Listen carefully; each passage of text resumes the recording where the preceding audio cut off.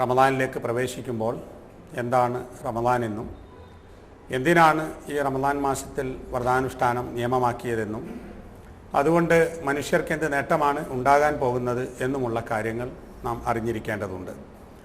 ഒരു സമ്പ്രദായമെന്ന നിലയിൽ എല്ലാ വർഷവും മുസ്ലിമീങ്ങൾ ഒരാവർത്തന ആചാരമെന്ന നിലക്ക് ആചരിച്ചു വരുന്നതാണ് റമദാൻ. അതിൽ താല്പര്യമുള്ളവരും ഇല്ലാത്തവരും വിശ്വാസമുള്ളവരും ഇല്ലാത്തവരും ഒരു ഇസ്ലാമികമായ ചുറ്റുപാടിൽ കഴിഞ്ഞുകൂടുന്ന എല്ലാവരും അതിനൊപ്പം അങ്ങനെ നീങ്ങുകയും റമദാനിൽ നോമ്പെടുക്കുകയും ചെയ്യുന്നുണ്ട്.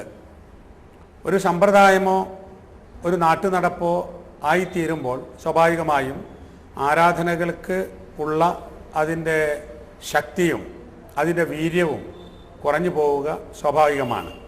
അതുകൊണ്ട് തന്നെ എന്താണ് റമദാൻ കൊണ്ട് ലഭിക്കേണ്ട സന്ദേശമെന്നും എന്താണ് അതിൻ്റെ ശക്തിയെന്നും എന്താണ് അതുകൊണ്ട് നേടിയെടുക്കേണ്ടതെന്നും നാം ശരിക്കും ആലോചിക്കേണ്ടതുണ്ട്. റമദാൻ വ്രതാനുഷ്ഠാനത്തിനുള്ളതാണ്. കുത്തിബ അലൈക്കുമുസ് സിയാം, നിങ്ങൾക്ക് വ്രതാനുഷ്ഠാനം നിയമമാക്കിയിരിക്കുന്നു.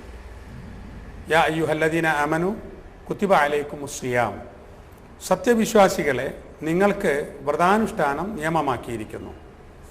വ്രതാനുഷ്ഠാനം നിയമമാക്കിയത് അള്ളാഹു നമ്മെ പരിചയപ്പെടുത്തുമ്പോൾ മുൻ സമൂഹങ്ങൾക്കും വ്രതാനുഷ്ഠാനം ഉണ്ടായിരുന്നു എന്ന് പറയുന്നുണ്ട്. കമാ കുത്തിബ അലല്ലദീന മിൻ ഖബ്ലിക്കും, നിങ്ങൾക്ക് മുമ്പുള്ളവർക്ക് വ്രതാനുഷ്ഠാനം നിയമമാക്കിയ പോലെ. അപ്പോൾ എല്ലാ സമൂഹങ്ങളിലും എല്ലാ സമുദായങ്ങളിലും അല്ലെങ്കിൽ എല്ലാ പ്രവാചകന്മാരുടെ സന്ദേശത്തിലും വ്രതാനുഷ്ഠാനം ഉണ്ടായിരുന്നു. അതുകൊണ്ട് ഇതൊരു പുതിയതല്ല.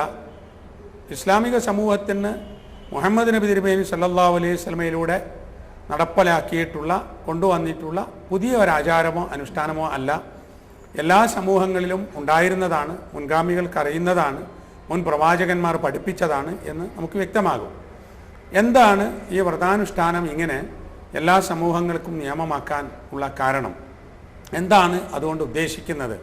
അതാണ് ലഅല്ലക്കും തത്തഖൂൻ, നിങ്ങൾ സൂക്ഷ്മശാലികളായി ജീവിക്കാൻ എന്ന് പറയുന്നത് കൊണ്ട് ഉദ്ദേശിക്കുന്നത്. നിങ്ങൾക്ക് തഖ്വ ഉണ്ടായിത്തീരാൻ എന്നാണ് അതിൻ്റെ അർത്ഥം. അപ്പോൾ നോമ്പിൻ്റെ മറ്റേതെല്ലാം ഗുണങ്ങളും നേട്ട